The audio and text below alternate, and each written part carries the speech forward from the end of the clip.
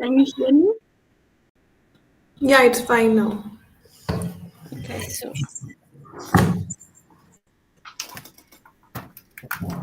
I had to eliminate my headset. I don't know for what reason they were not working. So No I'm so worries. happy to be here. So honored. Thank you so much for really. Thank you. Okay.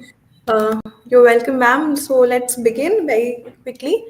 And welcome, everybody. Thank you for joining. And I welcome you all to this interactive session, Pages and Psych, the intersection of books and human psychology. I am very sure this is going to be a highly enriching experience for all of us because we have an esteemed guest with us. To quickly introduce ma'am, I'll give you a brief of our overachievers kind of thing. So we are extremely honored to have you, ma'am. Dr. Barbara is a licensed psychotherapist.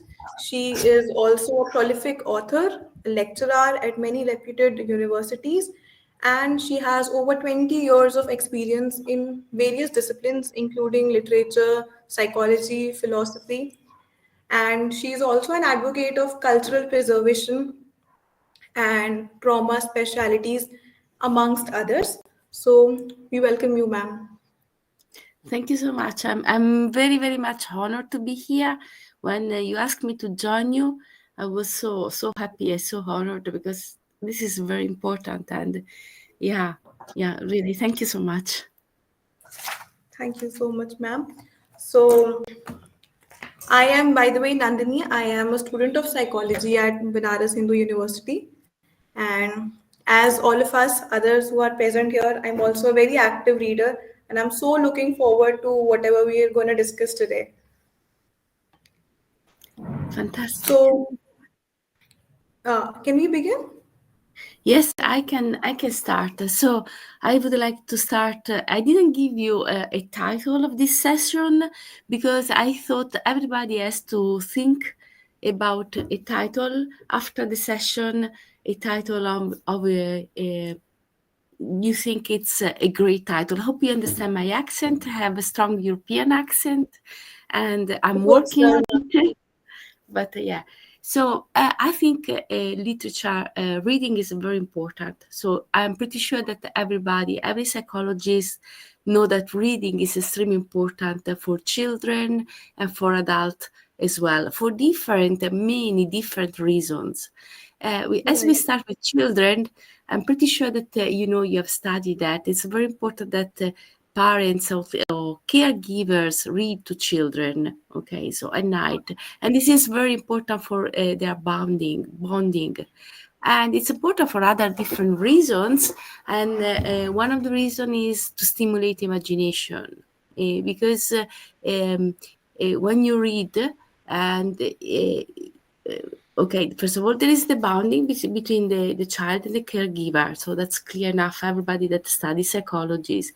But also, it's children close their eyes and with the sound of their voice, maybe they try to imagine. So stimulate imagination, stimulate a way of looking at the world that is personal and particular. And it's also good for great memories in later on in life because life is strange. We get, it's beautiful, it's fantastic, but sometimes it's sad as well. And when we close our eyes, maybe we can remember the times in which somebody was reading to children and their caretaker, which is beautiful. Why not? I love to take care of my family as well, but my husband as well love to take. We can become great scientists. And what I was a teacher as well. What I suggested to my students, women students, is to read the autobiography of great women. And you will discover these great women in their autobiography had very much difficulties to become who they are. And you can Right. become somebody as well. So, and Rita Levi Montalcini is an Italian woman, and I can write in the chat later on her name. And she became a gay biologist, and this biography is called Imperfection, you know, because she was not perfect. But as well. She lived in a particular period in Italy. We have great periods and we have bad periods in our government, and this government was very much oppressive. And but she decided, okay, I'll work at home, as a scientist. I have a lab at home as a scientist. So she was very entrepreneurial in her mentality, in her way of thinking, in her way of behaving. And she became really, really, really a great famous scientist, a biologist. And so this biography is very much important, and this is what I always suggest to my women, female students. Okay, a autobiography of great women. And let's go on. Why it's important reading, and we go on a bit of psychologists. I have studied CBT, cognitive behavioral therapies, and so but I have studied also Jungian therapy. Okay, Jungian therapy. And so we go on a bit in psychology, and we speak about Jung, which was a Swiss psychologist who, for a while, was a Freud follower. Okay, it's more well known in humanities circle than in Freudian circle. And when I work as a CBT therapist, sometimes we can use cognitive behavioral therapies, but sometimes we have we have therapists that need a bit more stories, you know. So, ma'am, I can see you're very passionate about stories, right? And so I am very curious about how your story goes back. Like, how does this intersection of reading and psychology work, especially in the profession as a lecturer, as a counselor? How does the dynamics work? Okay, so as a professional, as a lecturer, I always tell case studies that are stories to my students, because the case studies logically are anonymous. But I worked for years as cognitive behavioral therapist when I used to live in Belfast. I used to work in a praxis with a doctor as well. And so I have all my case studies, and I tell the students all my winning case studies, people who used to win there, to have, in the sense that they manage. So these are very, very much important. And so as a lecturer, I always tell stories, and then I also tell stories of people who find difficulties in their life, and then they manage to reach a particular goal, because students sometimes have difficulties. Psychology is not an easy subject, it's difficult, exams are difficult, so stories are very important there. And logically, I tell them to read, and then especially if they become educational psychology, I tell them how important is to read for children, not just for empathy and for starting reading learning how to manage to understand other people's mind, but also for their cognitive skills, both reading and writing. So that's Right. what I tell my students. But then when I was working as a psychotherapist, I'm also a Jungian psychotherapist. When I was working as psychotherapist, I always thought that stories and reading were extremely important. And I told them particular stories to my to my uh, to my uh, to my client. And why? Because I think stories are extremely important to find their strength. I suggested things to read. Sometimes I suggest this book, Reinventing Your Life. This is Young, Jeffrey Young, and then they start this self-help book, but they can find important notion in it, important things. or as a CBT therapist, I suggested them Mind Over Mood of Christine Pedeschi to read, to do the exercise. So this is the cognitive part. But for some people, a cognitive psychology self didn't work out. So I worked with myth and stories. I give them myth and stories to read at Okay. home. And Mrs. Stories, why is that? Because what I believe that we are made of stories. And some people, are more prone to exercise, to, cognitive therapy is sometimes, sometimes you are more teacher, there are more students and we learn. But with some people doesn't work. So we start with stories. And I give them an important myth. I coming from Mediterranean tradition, so I know all these myths are Greek or Roman myths, okay? But you have your myths as well, and they're great. Actually, would like to learn them and I believe as a Jungian psychologist, a psychotherapist, Jung was a Swiss psychotherapist that followed Right. Freud for a while, and is not really well known in in psychology, is more well known in humanities. He thinks that in each of us there were great archetypes. He spoke Right. about this collective subconscious in which there are all these archetypes because we are all human beings. So we come from, from evolution, we come from all human beings, so we have all these stories that are inside of us. And so these archetypes are instinctive symbols, motives, myth, and we find them in myth, in arts, in dreams. And, we have the persona, for example, and the shadow. So, for example, story like Dr. Jekyll, Mr. Hyde are very important because you start reading Dr. Jekyll, Mr. Hyde, and you realize that if you don't the dark part of yourself, if you don't recognize them, and they can be also positive part, not just negative part of Right. society or your family repressed, you cannot grow as a person. Okay, you cannot grow as a person because this repressed part, this shadow, are pushing on you.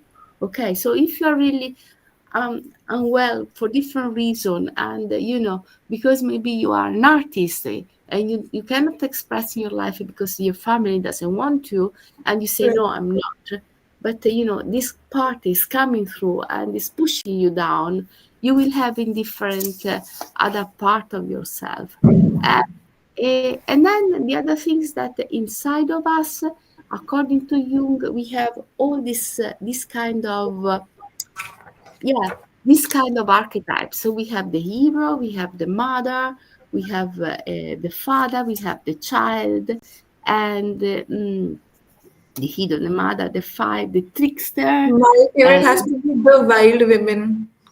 uh, The wild sorry, women type.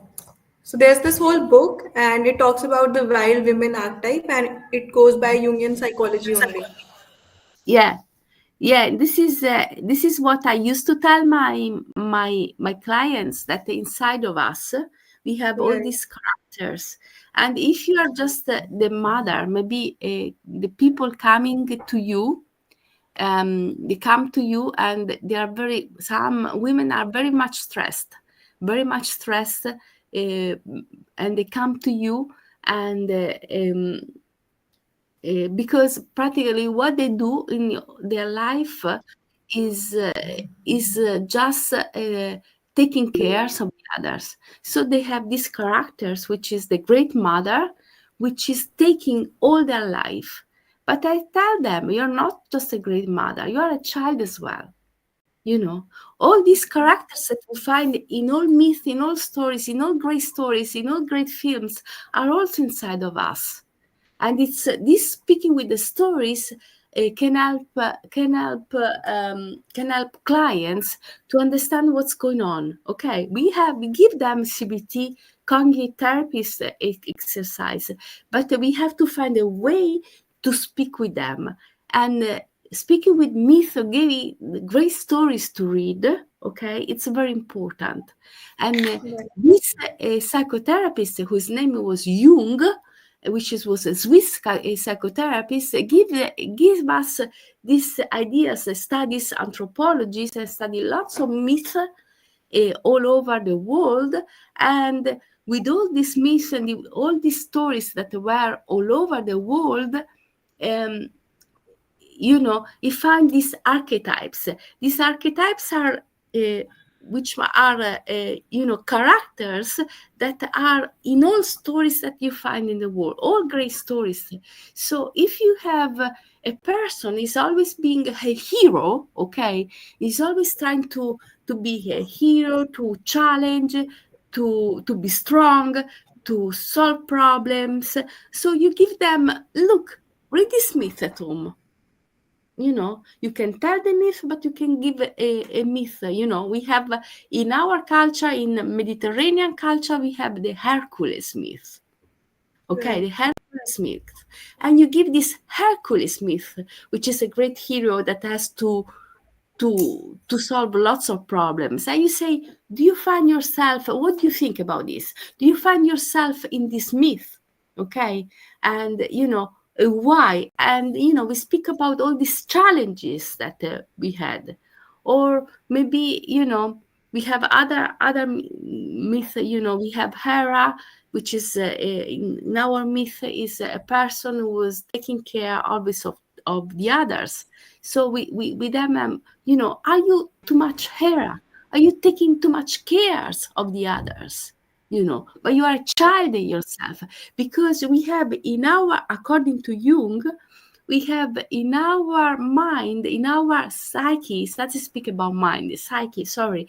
In our psyche, we have all these characters. So we have the hero, and we have the child that has hope, innocence, and potential. We have the trickster, and the trickster is playful, is mischievous as well, but is always challenging us, and is sometimes when cognitive therapy doesn't work as well, or when we have to find a way to give more exercise, we start with these stories. So you give myth, all stories to read, and you see, and you look at them, maybe you are too much a great mother, you're too much caring for the others. You need to have this playful child coming to you, and be a bit more playful, let others cares. Or maybe you are, too much, I don't know, too much the lover, okay? The lover is passion, and this is power relationships, and it's important, but there are other things in life, you cannot be just a lover, you might be also a bit of the ruler sometimes, you have to take control, leadership, authority. You cannot just be the child. So there must be balance in your psyche with all these characters, giving them myth to read, give them passions, give them Right. the passion of understanding their psyche, and finding a balance, okay, between all these characters. And then when you So, start with myth, you can go with CBT therapy. Sorry, I was so speaking to. No, it's okay. It was actually very insightful. So I read somewhere this is something called bibliotherapy, right? That relevant reading is suggested. So I had one question here. We were talking about this Jungian analysis, right, of different archetypes. But how do we decide in therapy that what kind of writing has to be suggested? Now, mythical reading does not resonate with everyone. Somebody prefers fiction, somebody prefers non-fiction. So, what does it tell us about the person, and how do we identify what kind of reading has to be suggested to someone? So, okay, this can go in different directions. Okay, Okay. so sometimes it's very important to speak with the person as well. Speaking with the person, you understand is an introvert or extrovert. So, Right. and sometimes extrovert like more fantasy book, and introvert like more books that think about themselves. And if you have people that have if you have people that have um, some questions that are more related to mental health, they think, because I have problems with mental health, I suggest them poetry book as well for introvert. And I have here some books. Wait a second. Okay, so this is more again, I'm speaking about Italian culture as well, but I'm pretty sure that you have in your culture as well. And we have this famous poet in Italian culture, which was her name is Alda Merini. Okay, Okay. and Alda Merini, she passed her part of her life in a psychiatric ward. Okay, Okay. so Alda Merini passed a part of her life in a psychiatric ward, and um, that was very, very sad for her. But then she found the strength. She was a poet at the beginning. She married, had a baker, married a baker, had the four children, four little girls. And then she was sent to psychiatric ward. And then because she was thought she was bipolar, and then she started writing all this poetry, and this poetry, writing all this poetry. So, and I think this is a great book for people who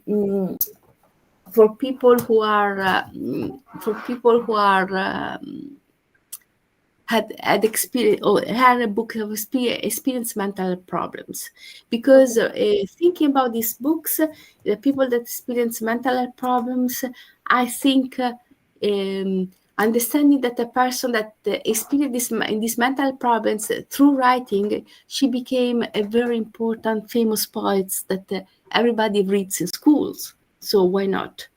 And then I have other interesting books here that I would like you to suggest. And apart from Alda Merini, one second, I put them there. One second. Oh. Sure, ma'am. So, and sometimes, people come to therapy and they think they are not normal, and uh, and sometimes they have really strong cognitive abilities. So they say, "I'm not normal. Everybody's normal. I'm not normal." I tell them, "Am I normal?" I don't know. This is more English-speaking countries book, so I gave it some, and this is about Sarah Cheney. Okay, and the 200 years search for normal people and why they don't exist. Okay, so I give Right. this book to read, and I give it also to my students as well, because I believe they have very important, they have to learn that actually, you know, we are all different and we have to I think it respect our, will be something, a great read for mental health professionals also, because they will yeah, have a perspective to give to their clients.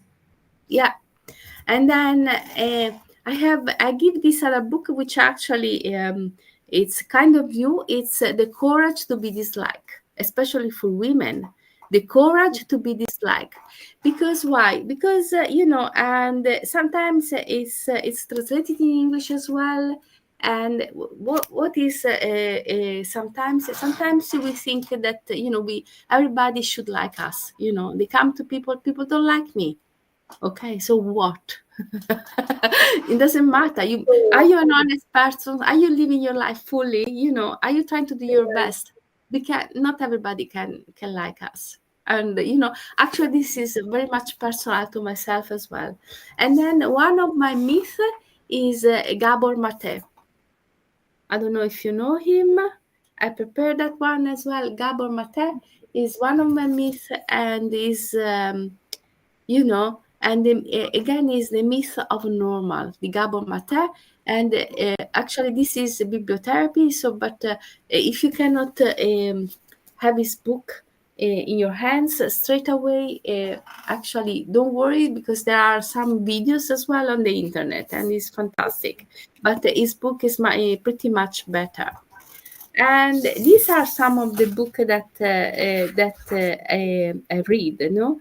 And logically, if we wanted to make bibliotherapy, if we wanted to make a comparison with other therapy, with art and music therapy, they engage more the sensory and creative faculties. That's true. Okay, but bibliotherapy relies more on introspection, and it allows more individual to process emotion on their own pace, which I think is very important, making so it's particularly effective for those who find verbal expression challenges, no?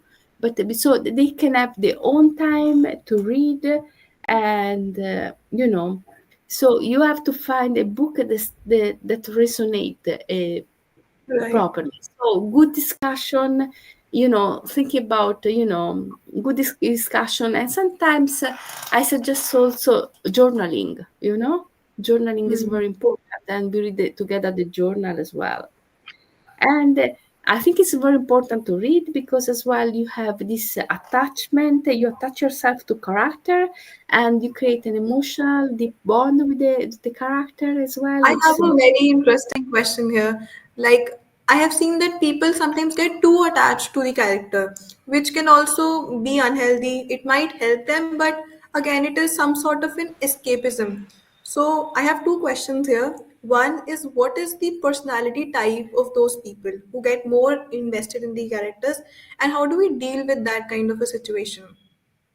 okay. So I think different kind of personality type usually um, can go attached to different characters. You cannot just place, the a one person. This is especially my opinion. But I Okay. think the important thing is just to understand why they are so much attached to this character. You know, so why is so important to them? So you speak, maybe they are missing this part of them in themselves, they're missing, and they're finding this character what they are missing. So what is this character doing in their own life, that you don't do, they don't do. So, and that's why I introduced Jung as well at the beginning, because maybe this character is a hero and they don't have the courage to be hero. Maybe it's a leader, they don't have the courage to be a leader. So you start, every person, there is not a one way solution. Each person is different. So you go and speak with them and tell them, okay, let's speak together. Let's why do you like this character so much? Why? Right. And then you start understanding what they're missing in their life. And maybe you start speaking with a bit of role play. Imagine you are, what we do if it's a leadership character, if it's somebody you can say no. It's so difficult for us to say no. If you find that difficult, especially for women, I mean, it depends what kind of society you're born with. But I'm not. You can see I'm not really young. And in my time, women were told us we always to be kind and help the others. But sometimes we are too tired to do that. We had other priorities, and we find extremely difficult. So you start, so maybe they are attached to a character, who is traveling and doing lots of interesting things. And so we start with role play in our therapy session, and let me know, and they start saying no in therapy session. No, and no, this is what I want to do. This is they started with this no, and this role play helped them a lot. So, and maybe, we give also other books to them that can help them to see this character that they are very attached to in different perspectives. So we really search, but preferences logically are shaped by personality traits for sure, cultural background, and life experiences. And I still Right. think that in my experiences that introverts may gravitate towards introspection fiction, while extroverts might enjoy action-packed stories or practical non-fiction. I still believe so. This is So a when right. yeah. So when This we is my talk about different cultural backgrounds, as you just mentioned, How do you think different cultures, people who are coming from different cultures, will approach a similar piece of writing? Will it be different? Yeah, for sure. I mean, there are so many different cultures, and it depends also from the language that they are using. Some languages, for example, I speak different languages. I don't speak Hindi or Urdu or all these other languages. I'm sorry about that. But I No. speak different languages, and some languages are full of poetry or full of metaphors, and some other languages are not full of metaphors. So it's Right. very difficult. So and if you think about the German languages, they are very straightforward, and the Italian language is full of metaphors. So they can approach writing differently for sure. They can approach writing differently for sure, and and they can write how they like in the journal. And but if they are using lots of metaphors, it's very important to understand what these metaphors means for them. Metaphors are the center of creativity. They are not just there to make a text more beautiful. No, it's they make for sure. I like metaphors. So for me, they are also like an ornaments, but they are not just that. They are the center of creativity. Through metaphors, we put together two different areas of life. These two Right. areas of life, they come together, and we see the life with two different glasses. If you think, for example, metaphor that you have studied in psychologies, in cognitive psychologies, mind is like a computer. So everything, or analogies, mind is a computer. Everything that is in a computer goes in your what is in a mind. So you map the mind, you can research mind in this way. So you have a mind, you have a map, you have a road, you have a structure, and this structure, you put everything which is mind.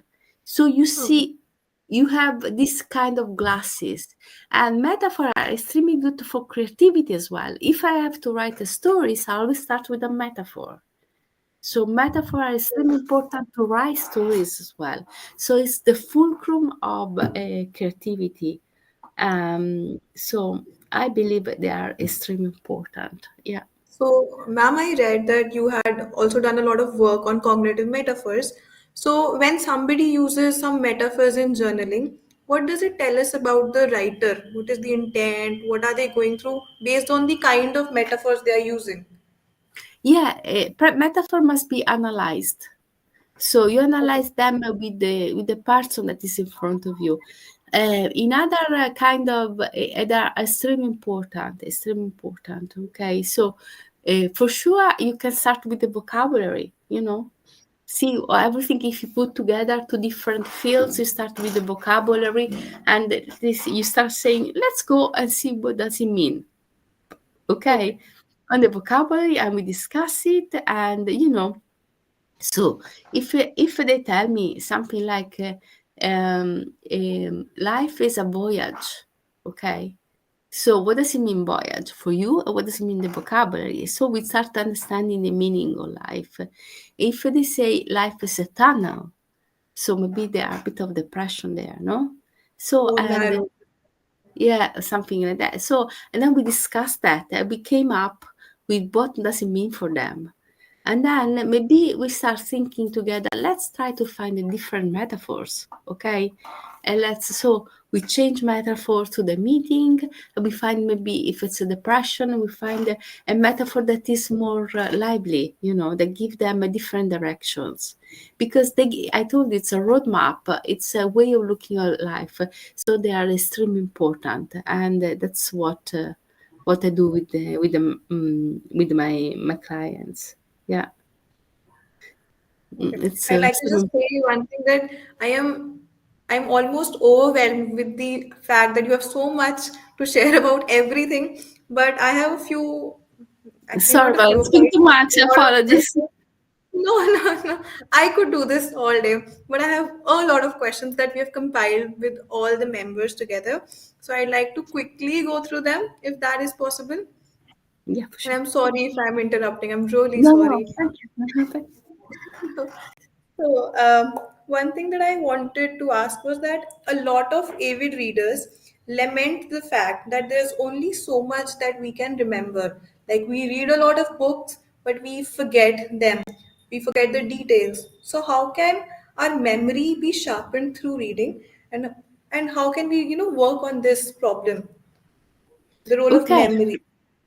the role of memory. Okay. First of all, I think that if we forget about stories that we read, it's a, if you read for pleasure and you forget about the stories that you read, it's not really a problem, because the stories stay with you in a way or the other. So you don't have to think about a problem. I would look at, if it's for an exam. Okay, we're going to Yeah. speak about all the different techniques that you can have for exams. But if you are forgetting a story stays with you anyway.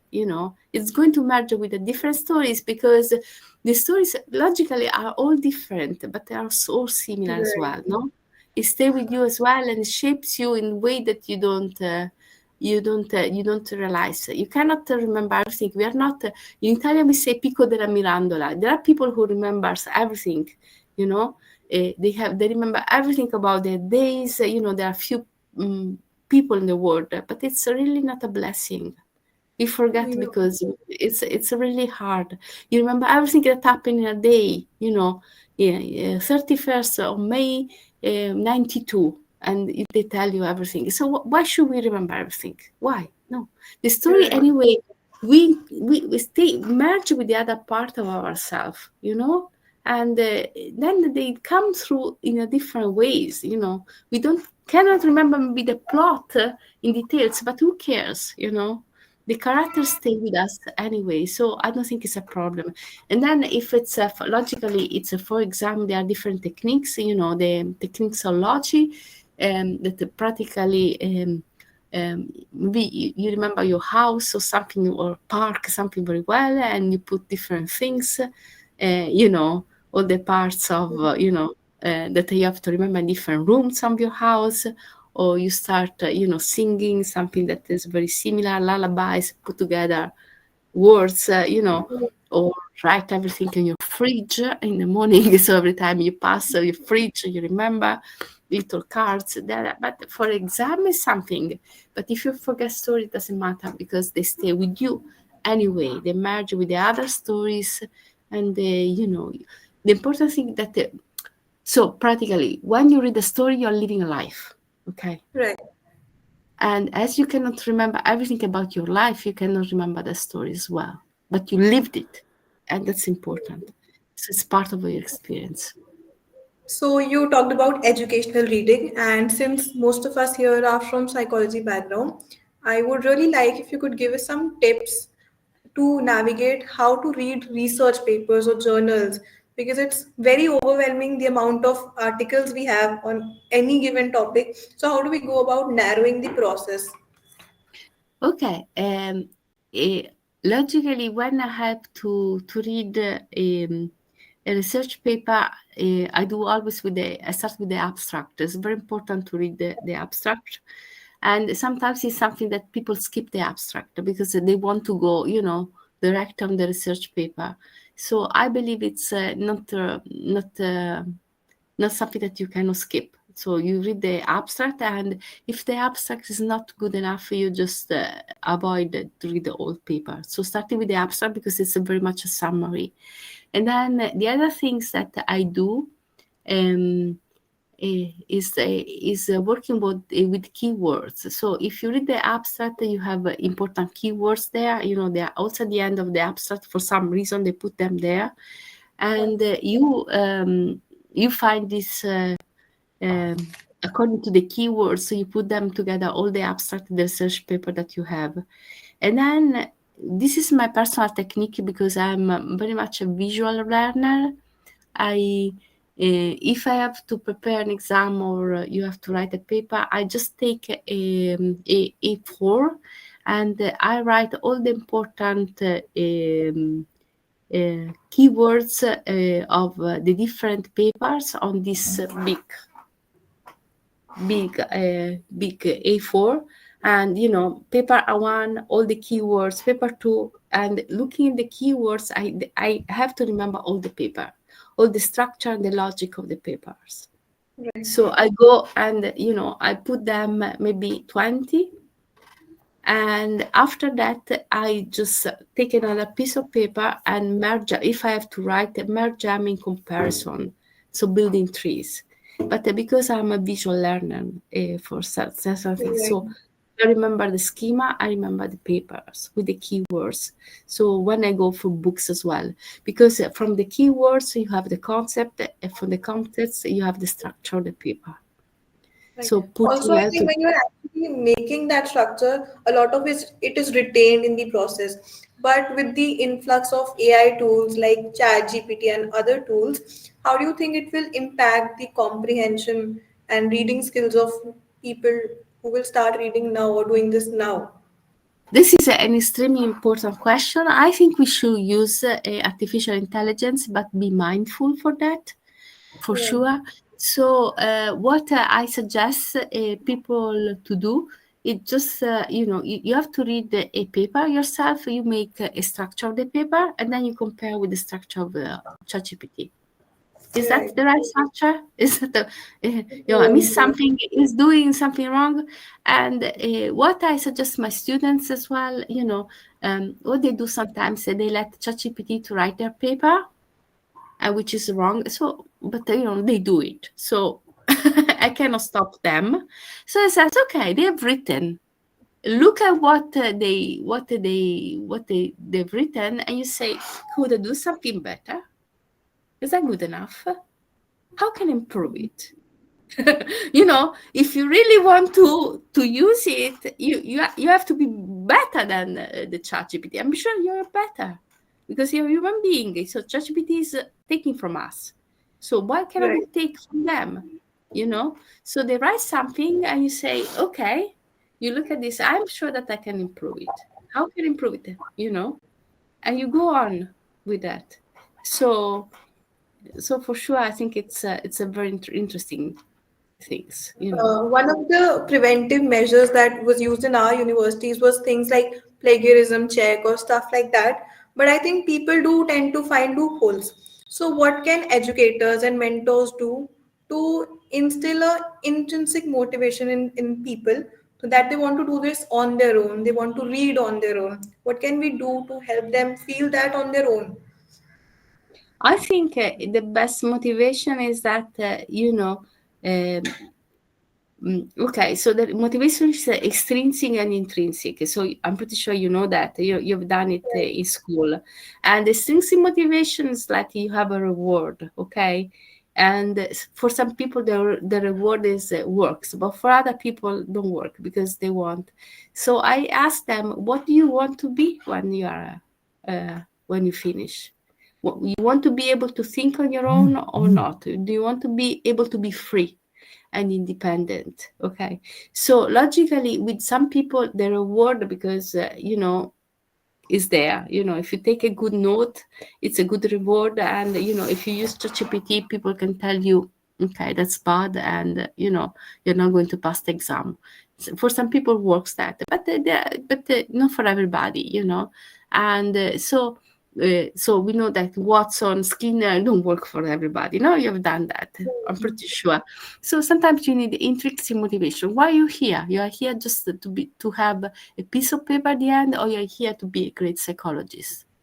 I'm pretty sure that many of us study psychology, which is a very difficult discipline. They are there to be great psychologists, to understand themselves, first of all, and to help the others. And you cannot do it just using ChatGPT. You cannot do it because you stop thinking. So I think, you're doing it not for myself, you're not doing for the school, you're doing for yourself. And I'm pretty sure that many of my students will become better than me. They will become great. They have great students. They will become great psychologists. I'm pretty sure. So they're doing them for themselves. So they can do whatever they like. It's their life. You can cheat as well. It's your life. You can smoke. It's your life. I cannot say no, stop it. I have no authority to that. But you have Right. your authority yourself because you're a great person, and they are a great person. So, having talked about the idea of individual differences, there's this new culture of book clubs and societies and community reading initiatives. So, what is your take on that? I think it's fantastic. You know, what do you think? It's if people study, read together, combine themselves. The books is really a great tool to learn together, and everybody that read the books has a different stories. I mean, there's not just a book is not just one book. It's 100, 2000, 2000 books all together. So, and then when we discuss, you learn the different books, the same but different book that the other person has read. So at the end, all these discussions are very important. And I think bibliotherapy is extremely important because, I mean, the stories can cure us.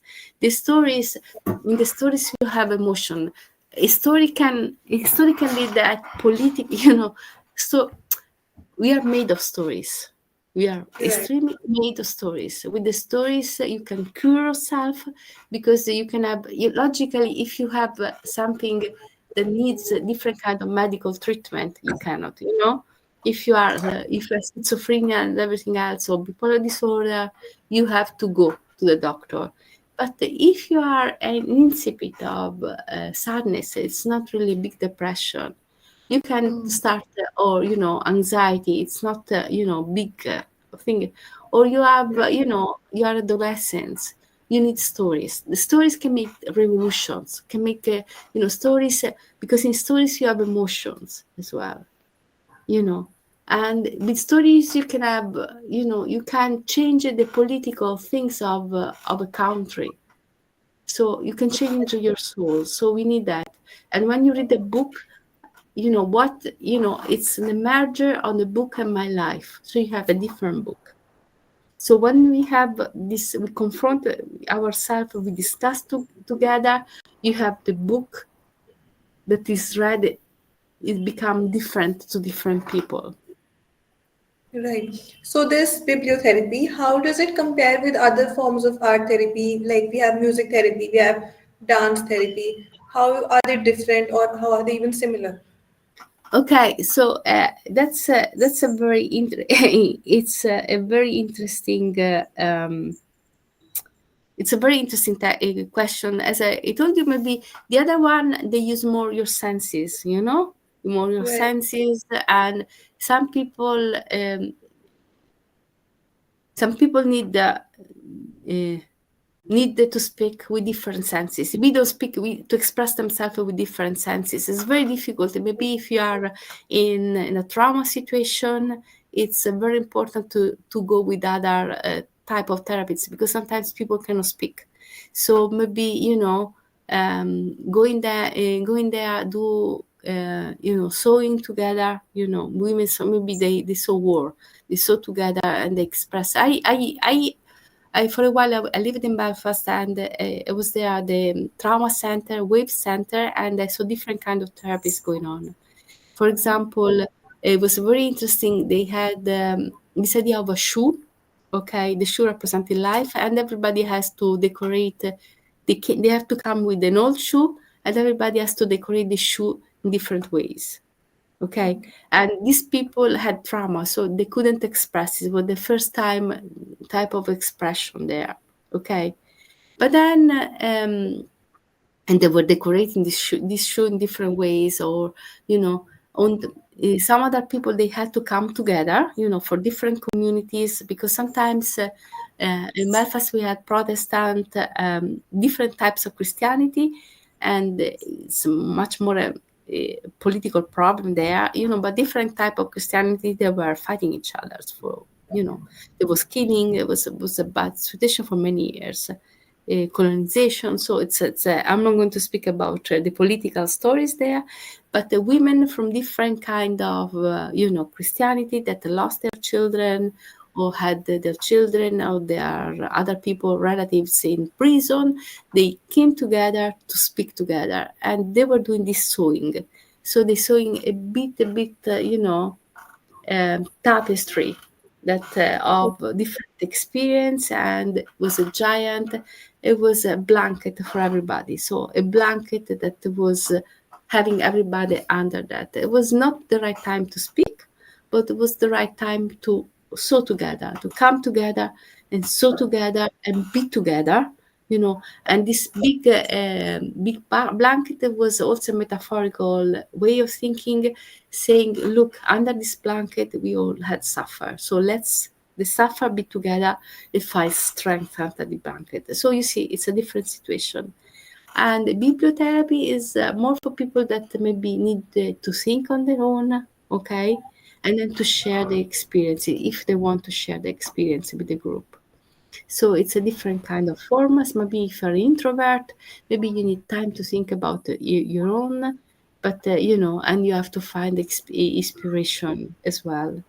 But I believe there are books, because books are stories, and with the books you have a dialogue with a different human being who's there and is telling your story. So it's a private dialogue there. Being a private dialogue there, you have more time to think, to take notes, and then if you wish, you can share with the other people, and you see what kind of private dialogue they had. So these Right. are my experiences, my personal experiences. Yeah. That's very fascinating. So, could you just share some example of a case where it worked, like the idea of bibliotherapy, and what was the, how did it come out? Like, how did the healing process take place given a book? Okay, so one of the book that I gave, I'm sorry that first of all, I have two different cases. Okay, so I'm going to speak about the first one, and I started speaking about the first one. I have women in my therapy that they keep saying, I'm not normal, maybe I have to take medicine, I'm not strong enough, maybe I have different kind of things. So I found this Italian woman poet, and which pass, I told you that is Alda Merini, pass her time in her in psychiatric ward, and I let them read their poetry.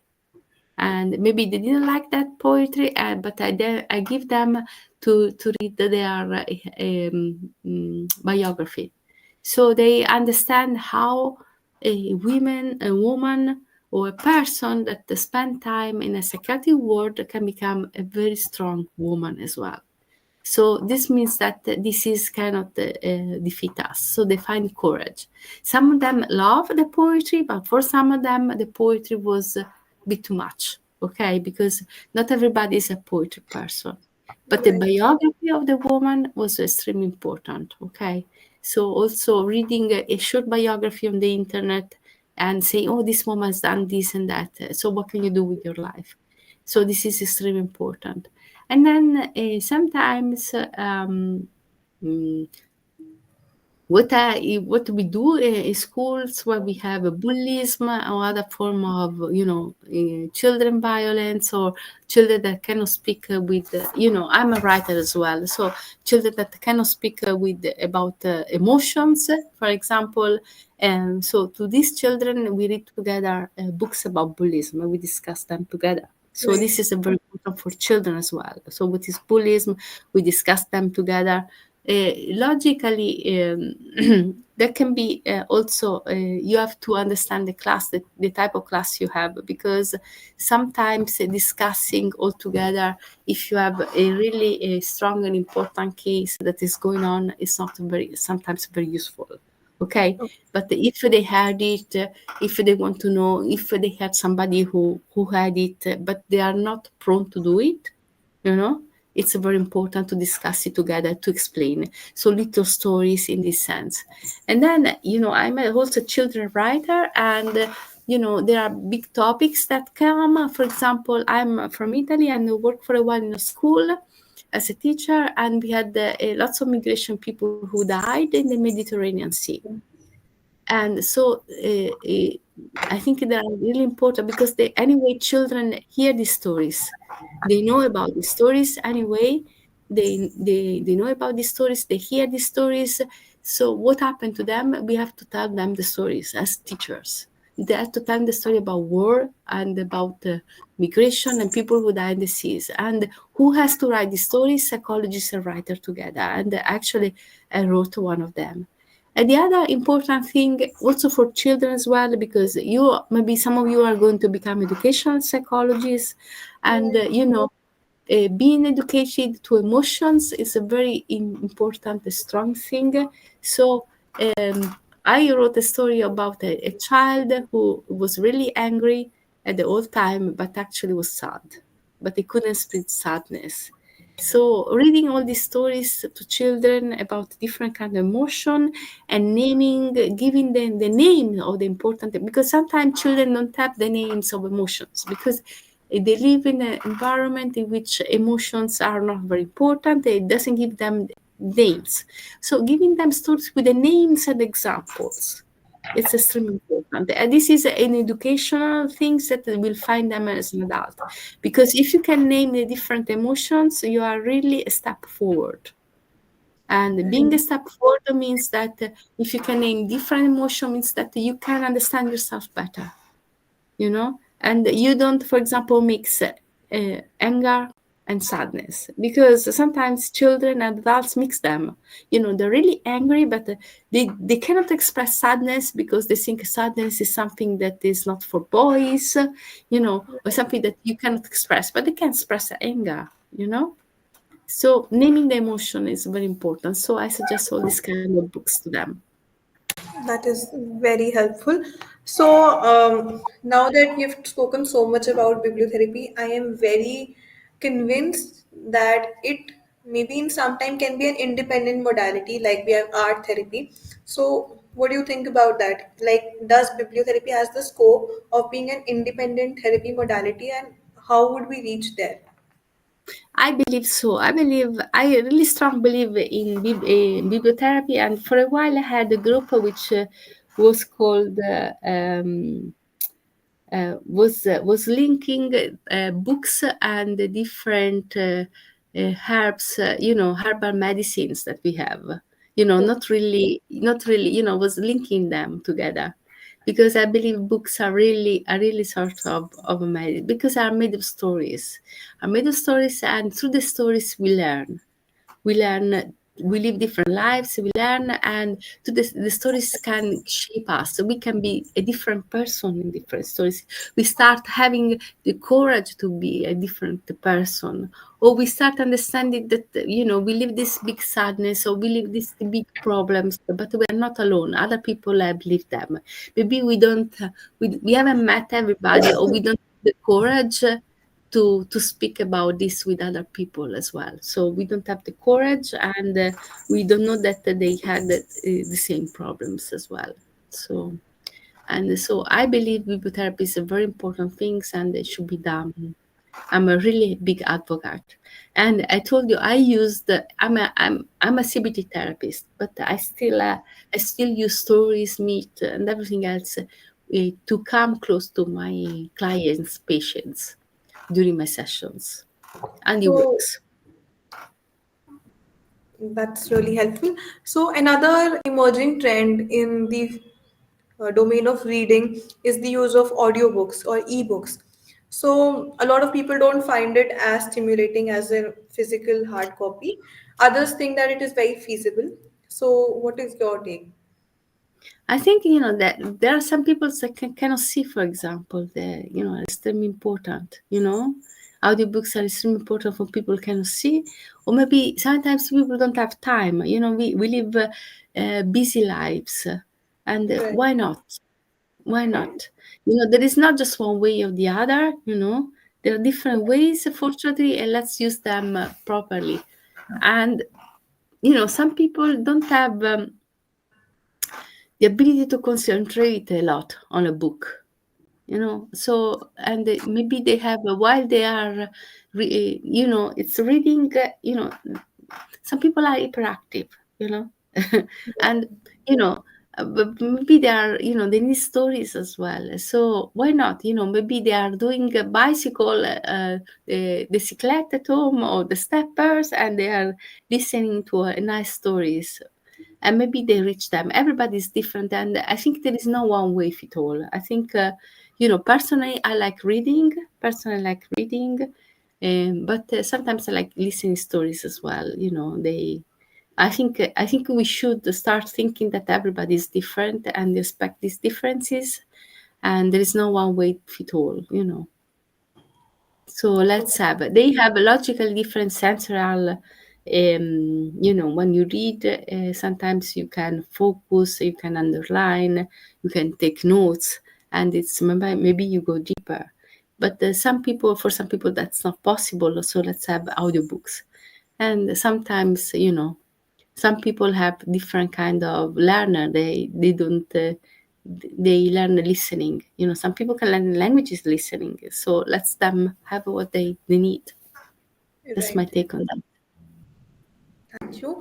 I have one very controversial question, very personal curiosity based question, that can reading also have some negative impact? Like what I see in teenagers nowadays with my siblings, that there are very popular unhealthy tropes. They are getting very popular, or there is a shallow aesthetic value attached to the hobby. So, how do we tackle that?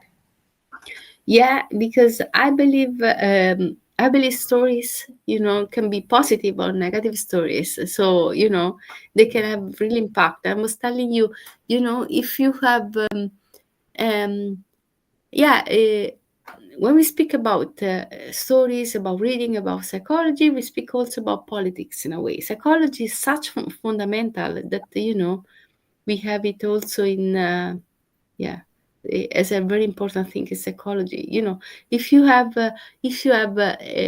So I'm not speaking about your siblings because I don't know what they're reading, but, you know, if you have all these, totalitarian system, in totalitarian system, they have stories that make the totalitarian system stronger. And so they have books that make the totalitarian system stronger. So books are extremely powerful, are extremely powerful. So how can we do? How can you cannot say, okay, this book is forbidden. You don't have to read it. We cannot do that. This is bad book. We burn it. No, what we have to do, we have to do analytical skills to children, and they start with schools, giving them analytical skills to understand what's right and what's wrong, and giving lots of different things to read so they understand different lives. And with these analytical skills, we can only hope that they all have them. We know they have to learn to think, and you don't learn to think just reading, but you learn to think about when you write. So it's very important that the culture is not just oral, but the culture is written as well. Because when you write an essay in a very structured manner, and you start comparing and defining, and with using Aristotelic logic, using structure, you can, at this point, you can really think. So reading in schools must be accompanied, followed by writing and analyzing question, and then there must be the creative part of writing as well. That it must mean that you have to write the stories, but the creative part is you have to write an essay, and the essay must be logical and structured. So when we give these skills to children, we give them the freedom to be thinker. And when they are thinkers, books cannot be, bad books cannot be dangerous anymore. So before we move towards the closing, I would like to ask, like, is there any one particular book or character that you relate with the most, or it has impacted you the most? Particular books or cards. Okay, so when I was a little girl, so one of my favorite stories was Peter Pan. I really loved Peter Pan so I much. did see that. I really love Peter Pan so much. So this is one of my favorite stories. And the other favorite stories is a book, is an Austrian book, Heidi. This Okay. girl, this is more common. But one of my favorite writer is George Orwell. I love Right. George Orwell, Animal Farms, and all these kind of books. So this is what I write. I like. Uh, I used to like reading when I was a little girl. So we started with Peter Pan, and then we had Heidi, and now we have George Orwell. These are were my favorite books as a child. Yeah. I'm highly motivated to explore a lot of genres today because you come from that kind of a thinking that you've explored a lot of genres. It's really motivating.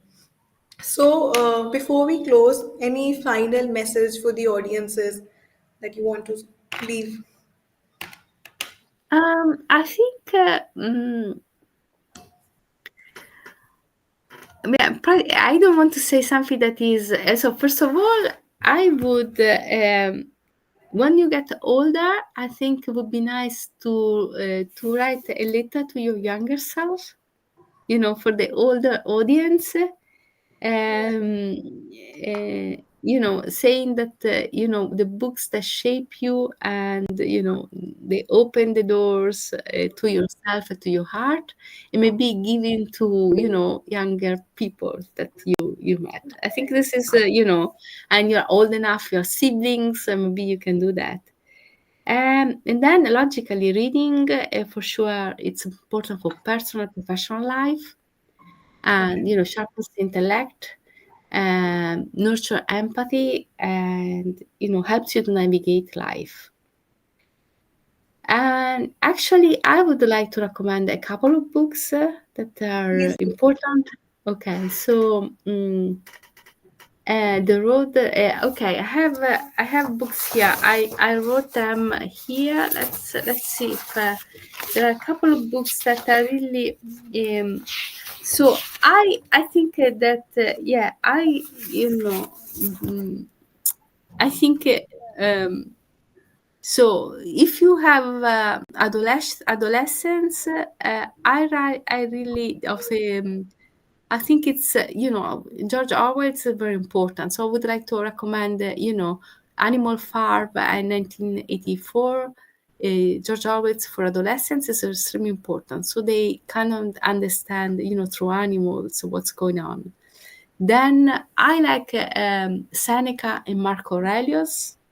For Seneca and Marco Aurelius are Latin philosophers, but Okay. actually they are very much used in CBT. Cognitive Seneca and Marco Aurelius are very important for cognitive behavioral therapies. They give you different perspective of the world, you Okay. know.